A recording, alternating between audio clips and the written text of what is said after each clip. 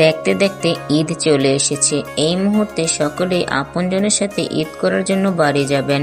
আপনাদের এই ঈদ আনন্দ শতভাগ পূর্ণতা পাওয়ার জন্য কিছু সতর্কতা অবলম্বনের প্রয়োজন।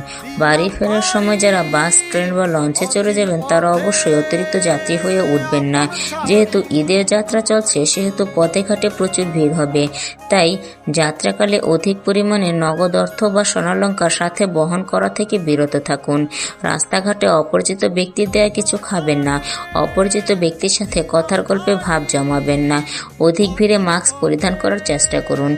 ঈদকে সামনে রেখে সর্বত্র জাল টাকার ছড়াছড়ি, তাই কাউকে টাকার লেনদেনের ক্ষেত্রে সতর্ক থাকুন। আরও কিছু বিষয় লক্ষ্য রাখবেন। আপনারা যারা শহরের বাড়ি ছেড়ে গ্রামের বাড়ি যাবেন তারা ঘরের বৈদ্যুতিক সুইচ, গ্যাস লাইন, পানির কল খুব ভালোভাবে চেক করে যাবেন। ঈদের ছুটিতে বাড়িঘর জনশূন্য থাকে, এ সময়তে চুরি ডাকাতি বেশি হয়, তাই আপনার ঘরের লক বারবার চেক করে যান। সর্বোপরি মনে রাখবেন, সময়ের চেয়ে জীবনের মূল্য অনেক বেশি, তাই তাড়াহুড়ো না করে ধীর সুস্থ সম্মতভাবে নারীর টানে বাড়ি গিয়ে প্রিয়জনের সাথে ঈদ উদযাপন করুন। সকলের জন্য শুভকামনা রইল।